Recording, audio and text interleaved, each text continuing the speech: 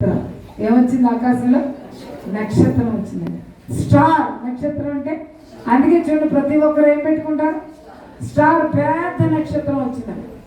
అప్పుడు ఈ శాస్త్రజ్ఞులు ఎప్పుడు పని ఏంటంటే ఖగోళ శాస్త్రజ్ఞులు వెంటనే పిల్లలు రూపా సీతలు ఏంటిది ఎక్కడున్నారు మీరు?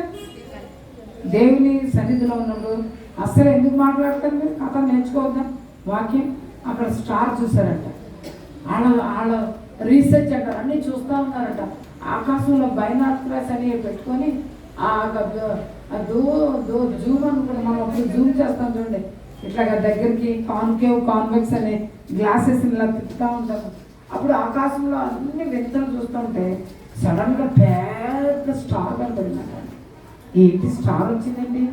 ఎవరైనా గొప్ప రాజు ఎవరో పుట్టుంటాడు, అందుకే ఆకాశంలో స్టార్ వచ్చిందని వెంటనేనంటండి ఆ యొక్క శాస్త్రజ్ఞులు చూశారంట.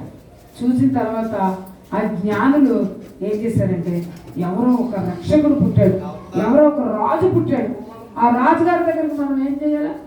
రాజుగారికి బహుమానం తీసుకెళ్ళాలి అని చెప్పాడండి. చాలామంది బయలుదేరారంట.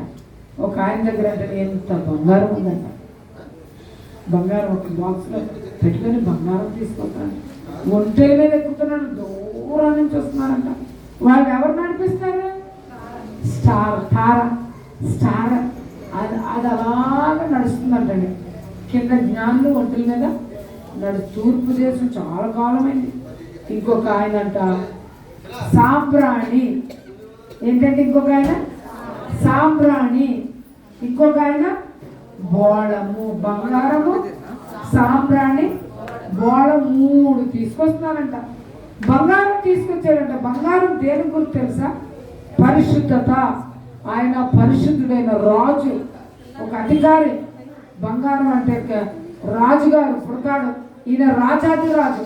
ఈయనలో గొప్పతనం ఏంటి తెలుసండి? యూదుల రాజుగా పుట్టినవాడు ఎక్కడ అంటారు వాళ్ళు వచ్చి రాజుగారు అంటే రాజు పుట్టడమే రాజుగా పుట్టాడు ఆయన.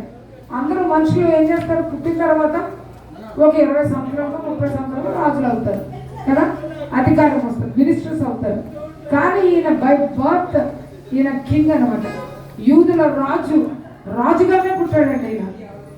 అయితే ఆయన పూజించడానికి సాంబ్రాణి అంటే దేని గుర్తు తెలుసా? మరి ఆయన సాంబ్రాణి అంటే అభిషేకం. అక్కడ సాంబ్రాణి దేనికి గుర్తు అంటే అక్కడ అభిషేకానికి గుర్తు సాంబ్రాణి. బంగారము, సాంబ్రాణి, బోళం.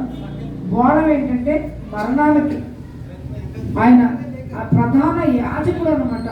సాంబ్రాణి అంటే యాజకులు ఏం చేస్తారు? సాంబ్రాణి పొగేస్తారు కదా. సాంబ్రాణి అంటే యాజకత్వం ఉన్న ప్రధాన యాజకుడు. ఆయన రాజు, ప్రధాన యాజకుడు. ఆయన ఎందుకు వచ్చారంటే చనిపోవటానికి వచ్చారు. కాబట్టి ఇన్ని విషయాలు ఇక్కడ రాయబడి ఉన్నాయి. ఈయన యేసు ప్రభు ఈయన జన్మించినప్పుడు మరి ఆకాశంలో వింత స్టార్, ఆ జ్ఞానులు వచ్చి ఆయన బంగారం, సాంబ్రాణి, బోళాన్ని సమర్పించి సాగిలు పడ్డాడు. అప్పుడు దేవదూతలు అంటే మళ్ళా గొర్రెల కాపరి దగ్గర పొలాల్లో ఉండి రాత్రంతా గొర్రెలు కాచుకుంటా ఉంటారు మన కాపర్లు. ఒకరికి 100, 200, 500, 600 గొర్రెలు ఉంటాయి పొలాల్లో. పెద్ద పెద్ద పొలాల్లో చాలా మందికి 10-20 మంది అక్కడే వంట చేసుకుంటారు, అక్కడే గొర్రెల్ని కాసుకుంటూ ఉంటారు.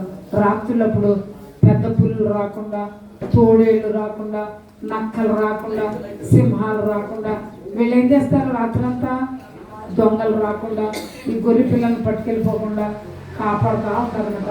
చలిమంట వేసుకుంటున్నారంటే రాత్ర చలిగా ఉంది కదా, చలిమంట వేసుకుంటున్నారంట. అప్పుడు చాలా మంది ఉన్నారంట గొర్రెల కాపరులు. అప్పుడంట ఒక తెల్లగా ఒక మహిమ దేహంతో మహిమ వస్త్రాలతో ఒక అతను అలా వచ్చారంట. అప్పుడు అంటున్నాడంట, గొర్రెల కాపరులతో అంటున్నాడంట, ఆ దూతలు తమ